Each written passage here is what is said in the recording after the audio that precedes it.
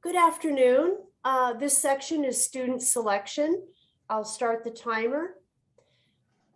So Dr. Wright, in our previous section, she was certainly the correct person to lead us through that very good content-directed session as well. And so thank you. Here we are in student selection. Moving right through the Federal Register, the Secretary determines the extent to which the applicant proposes to select students to attend magnet schools by methods such as lottery, rather through academic examination. This section is worth 0 to 3 points. And again, this is coming verbiage right through from the Federal Registry. In designing the session for our participants this afternoon, we wanted to make sure that this session would reach and expand across all project designs. And so there's a caution here that if the district is not a lottery district and other options are going to be suggested in your proposed project, that this session also is meaningful for you. And so I'd like to pause here for a moment, and I'd like to offer you, the participants, a moment to type your questions into the chat box. So if you would take a moment, you've had a lot of conversation this morning, a lot of people talking with you and at you. Would you please just take a moment and type into the chat box questions that are on your mind? And I have my timer. I'll just give us a minute. So priority 3, student selection.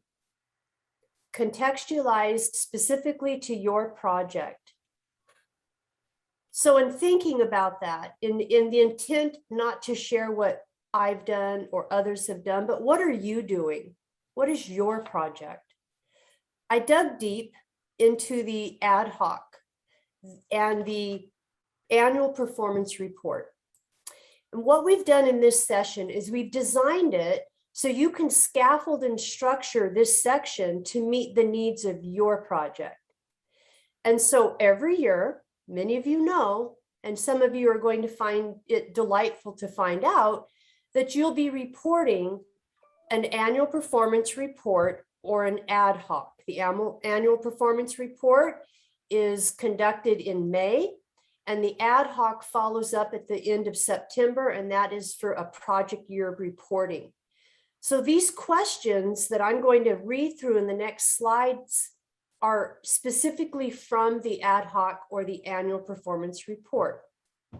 So you do the annual performance report, and questions that you're not able to complete for the whole project year are concluded in the ad hoc. So that's where the guidance of this content is coming from. This is a suggestion, and this is an option for you. As you kind of read through, Maria Sneed talked about the desegregation plan and components of student selection in the plan. And I'm now talking with you about this. And in the Federal Registry, that first question that I asked you is the only thing that's provided. And so here's an option for you to scaffold it into what a project that is awarded responds to every year. So are any students going to be automatically admitted to the MSAP school? And you can see here in those questions, which are bulleted questions in an automated system that you will answer and upload when you win, not if, but when you are awarded. So these are some options that you can think about as you start to write the narrative for your student selection. So thinking about how you're going to select the students, and if you are admitting any automatically, and what indicators will you use to automatically select students into the program or admit them.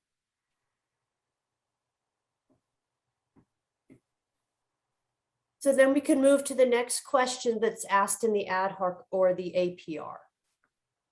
So how would it be that students who are not automatically admitted to the MSAP school selected?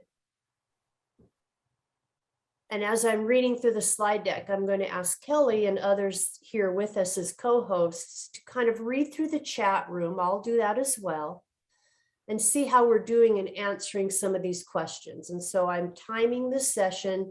We'll give time at the end, and hopefully the unaddressed and questions will receive a response I will respond.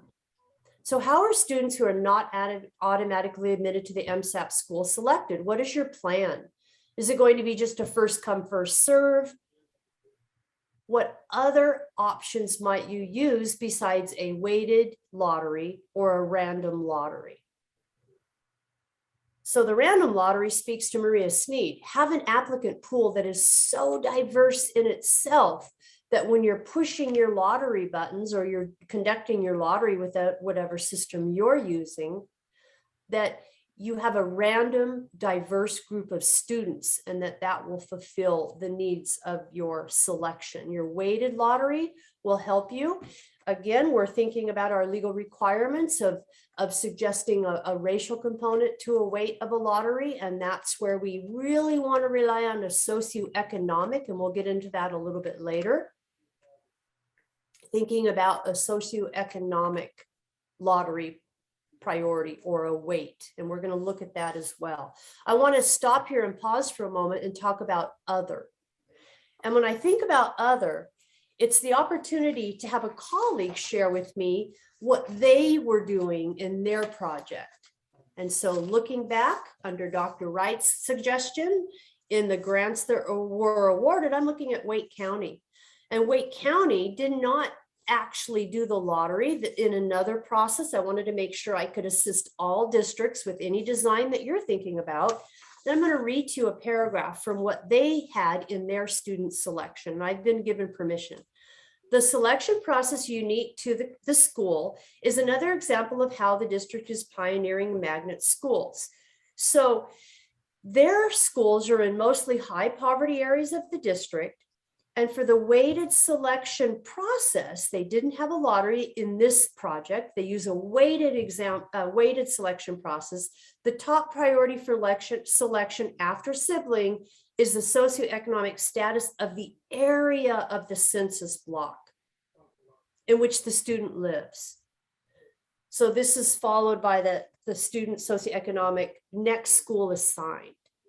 So I'm not going to dig real deep into another district and specify my project if that's not where I'm contextualized, but I just want to be very cognizant that if you're a district who's attending this session with me today and you're not going to do a lottery, I'm offering you something that will help you in this session. And so you might be thinking about another option would be just the weighted selection. And so that's where the lottery is not occurring, but you're selecting students based on weighted from their area they live, the next school they attend. And so that's an option for you to think about outside of a lottery. And then of course, the conversation would be, if not all the seats are filled, then what occurs? And some choices might be the seats remain unfilled. That helps with the desegregation plan, or the seats are filled in a different way. That's for your district to design, but you're going to really write that out specifically for your reader.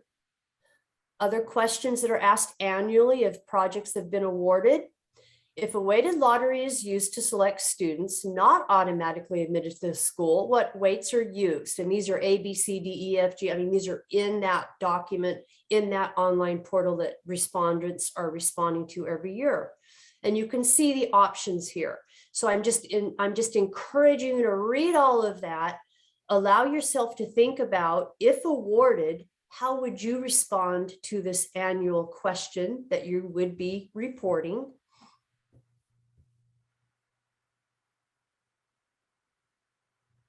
You can see there's some options for you to think about. And if anything sparks your thoughts on this, then that would be something that you would highlight, right? And so that's something that you're already thinking about. You've already thought about it. You're going to really help your reader understand how your selection process is going to work. What entrance requirements does the school have, if any? So again, this is the annual report. In each school, if you have multiple schools in your project, you want to break out each school. And so what entrance requirements might the schools have specifically? You'll be reporting on Magnet School A, Magnet School B, and Magnet School C, and each one for that. As mentioned earlier, this is student selection priority 3, and it can earn the writer up to 3 points. So 0 to 3 points. And it's an interesting thing if you are a district who will be writing about test scores. That would be interesting. You will write to your reader about how those test scores would be used. Again, thinking about what was the original question about the secretary determines the extent to which the applicant proposes to select students to attend magnet schools by methods such as lottery rather than through academic examination. I'm not offering any guidance here. I'm just suggesting be very aware of what the priority is asking and what you're going to be writing to your reader.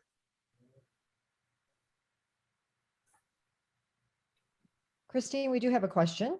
Sure. Are all of these weighted options allowable, especially the guardian's place of employment? When we report annually, I can say to you that the reader is going to be using a rubric, and the rubric will be guiding the reader to see how equitable your project is. And so if you are going to use a parent's place of employment, and you're going to embed that in the process, and your selection criteria will be, we have so many seats, and we'll think about capacity in a moment. We'll have seats available, and then these percentage of seats could be set aside for this grouping, and this percentage of seats could be set aside for this grouping. But my overall numbers of demographics at the school suggest it still supports desegregation. Then I would say to you, these are offered choices that you can check annually about each school. Will they be awarding you 0 to 3 points on a student selection in writing your application? You might want to weigh your thoughts carefully on that. You can do anything, right? Anything that you write in would be allowable. It is a non-construction grant.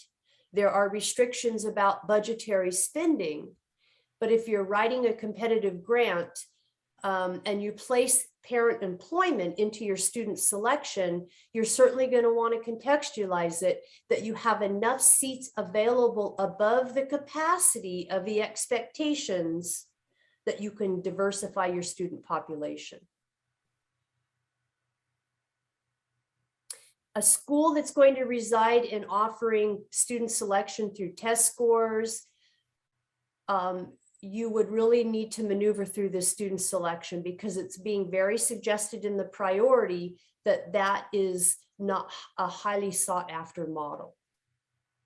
But I'm not here to provide guidance and restrictions.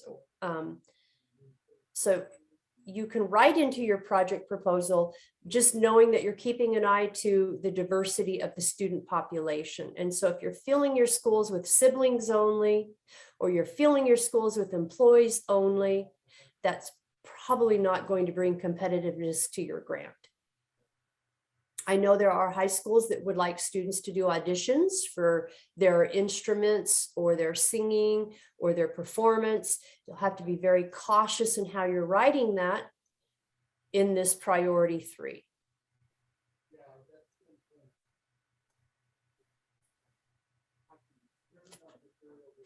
I do want to discuss for a moment the idea of capacity. And the idea of capacity relates to the question that was just asked. How many seats are available in the school's magnet program? What are the total number of seats available for students based on the school's building capacity?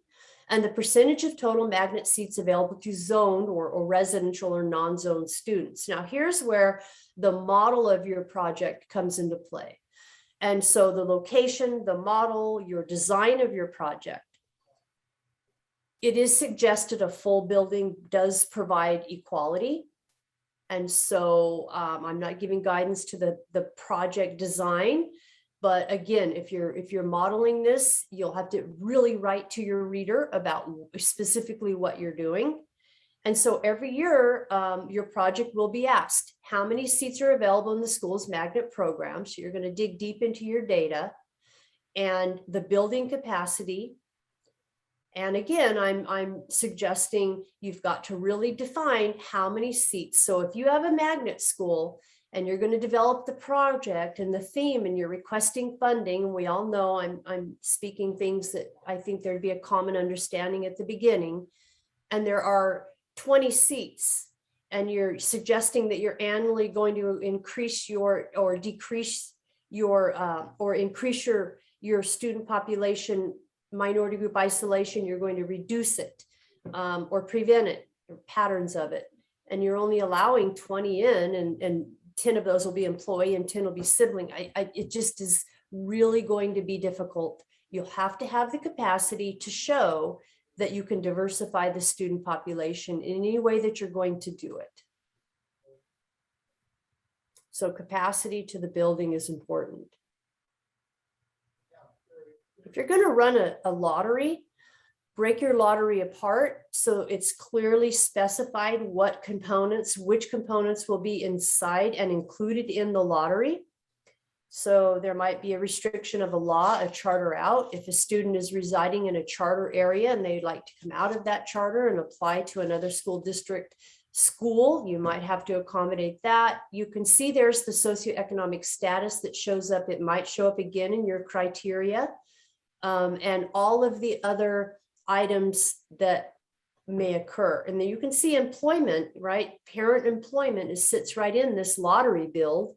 It's just a suggestion, but by putting the other priorities of weight above a student parent priority for employment, it does give the reader a better idea of your focus. We also want to talk a little bit about Richard Kallenberg here. He's someone that was written into a grant and very instrumental in helping out with understanding that there's a thought, and we know that minority group isolation is the importance here, and with socioeconomic as a component. And research is strongly suggesting that we are dismissing the socioeconomic diversity of a school if we hide minority group isolation, racial, and we try to piggyback the racial onto the socioeconomic, and that by using socioeconomic, we're going to include a child and by perhaps, change the race. And we think, it's wonderful to view this in total, but we also really want to keep in mind the importance of a socioeconomic diverse student population. And so these are ways that a lottery can be broken apart with other options included. This is just an example, but again, in writing this section, the clarity that the reader needs is the most important.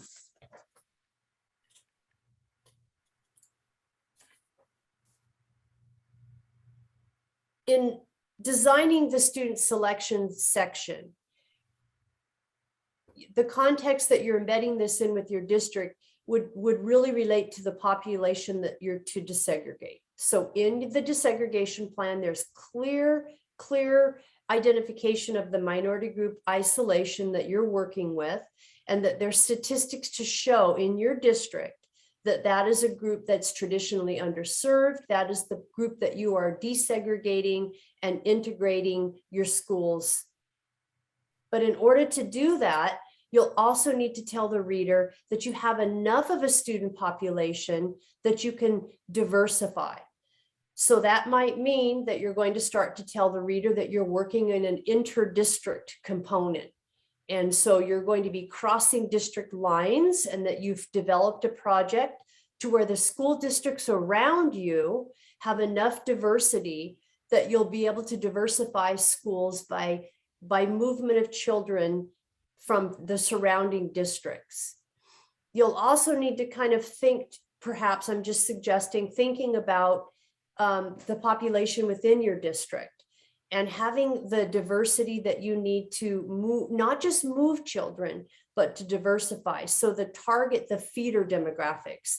And the feeder demographics, if you're having elementary schools, your feeders are elementary. If you're designing middle schools, then your feeders would be the other middle schools or the upcoming promoting lower grade. And then those high schools would be the schools that you're moving other high school students from to these high school magnets.